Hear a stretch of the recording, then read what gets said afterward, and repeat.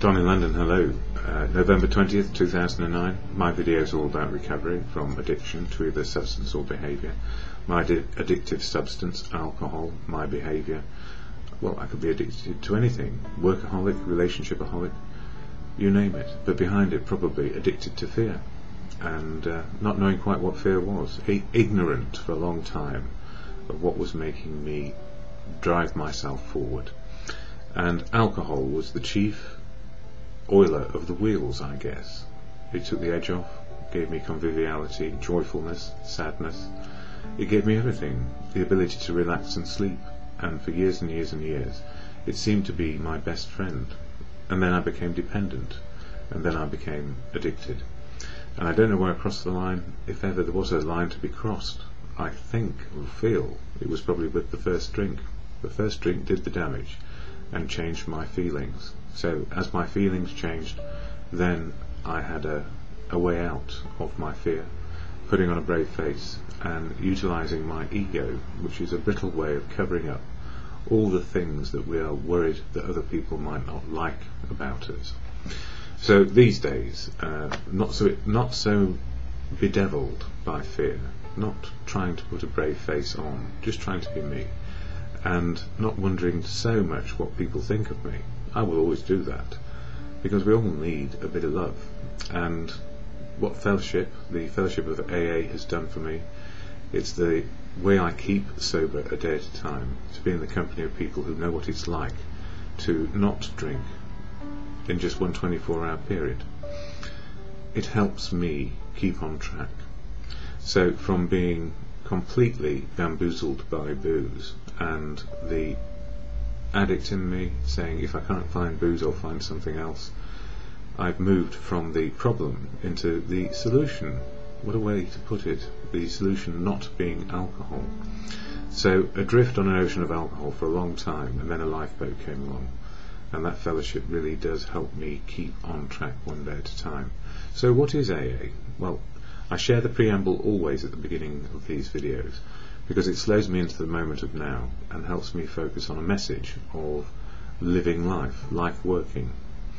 So the statement of intent about AA, Alcoholics Anonymous, that fellowship for which I cannot speak and do not speak, because it's full of unique, authentic people who can speak where they choose about their life and what it is. So anonymity, sanctuary for me, and this is what the preamble says, or the AA statement of intent. Alcoholics Anonymous is a fellowship of men and women who share their experience, strength and hope with each other, that they may solve their common problem and help others to recover from alcoholism. The only requirement for membership is a desire to stop drinking. There are no dues or fees for AA membership. We are self-supporting through our own contributions. AA is not allied with any sect, denomination, politics, organisation or institution. It does not wish to engage in any controversy, neither endorses nor opposes any causes. Our primary purpose is to stay sober and help other alcoholics to achieve sobriety. And what a gift. There's two sentences in there for me. The only requirement for membership is a desire to stop drinking. And the final sentence, our primary purpose is to stay sober and help other alcoholics to achieve sobriety. So it's a fellowship which is very focused on one particular element of life, not to drink, so that the rest of life can work. And what is often said by people who have lots of experience, strength and hope, and their wisdom has suggested that if we put sobriety first, it sounds like a strange thing to do, above everything, sobriety first, so that we can live a life and be a part of and be included. So anything we put before sobriety, we put in danger, because if we're not sober, we're then back in the problem, or closer to the problem of drinking again. So the primary purpose of staying sober means that we can live life, to be included, to be a part of, to have choices, and to love other people, be loved back, and have something useful to do. So sober life works, or life works sober. I don't know which way around it ought to be, it doesn't matter. And I share literature here of the fellowship of AA, and in the new year I'll be extending it to other things as well, or other people and what they've said and what works with them. And in the daily reflections, which is all about the 12 steps of AA, 12 steps of action for the individual, which fit into a day. Any step can work, and 12 steps of action to change attitude and behaviour, one a month in this book, Daily Reflections. We're on November, and November is all about prayer and meditation. So for November the 20th it says, "Thy will, not mine." And in the fellowship, God is mentioned quite a lot, because a lot of people believe in God, the God of their understanding. It's not a collective understanding in the sense that you have to believe in what AA says, because AA is a collection or fellowship of individuals, and each individual has their own understanding of God. So for me, mine is a very nuts and bolts one, and I'm sure it's very similar to many other people's. Similar. God is truth, God is love, God works through people. And beyond that, well, that's a belief and a faith. And beyond that, or more than that, is where people take it for themselves. And when it says, "Thy will, not mine," when making specific requests, it will be well to add each one of them this qualification: if it be thy will. And that can be for good conscience in my case too.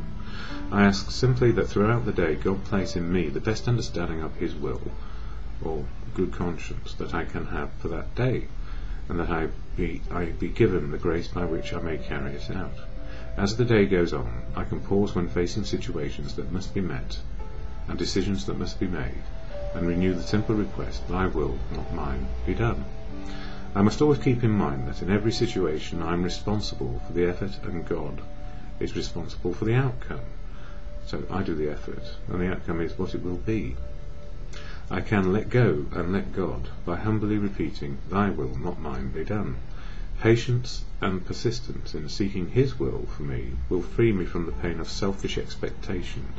So it's like if I were to pray for everything to be right for me, maybe it's better to pray that it be right for everybody, and that everybody gets a good opportunity or chance as life affords. So, realism is important, because if we're actually looking to, promote ourselves above the needs and wants of other people, then who are we? Well, we're not God. So those needs and wants need be no bigger, no smaller than anybody else's. So praying and meditating for the good of what is quite paramount to me. And it's not about my will, it's about what is. So on page 263 of As Bill Sees It, this one, and you can read as many pages a day as helps put us into from the problem to the solution. It says here about fear and faith. The achievement of freedom from fear is a lifetime undertaking, one that never can be wholly completed. Or in other words, fear is part of us, and we probably need it to avoid buses, trucks and automobiles and other things which are dangerous. When under heavy attack, acute illness, or in other conditions of serious insecurity, we shall react to this emotion, well or badly. And sometimes it's the difference between reaction and response. Fear is a reaction, and a response is to understand what is causing it, and then do something about it.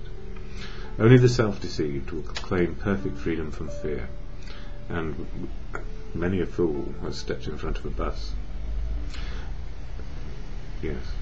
We finally saw that faith in some kind of God was part of our make-up. Sometimes we had to search persistently, but he was there. He was as much a fact as we were. We found the great reality deep down within us. And I guess for me that is around good conscience and being the equal of others, and others being equal to me. So, what of today? Well, keeping from out of the problem into the solution, I went to a meeting last night, and many of the people at that meeting were at the meeting the night before, and it was a very full meeting of newcomers and people who've been around for 8 years and more. It's called After Eights. So a great share from somebody with lots of experience, strength and hope, who said, keep it in the day and let life happen and be a part of, be included.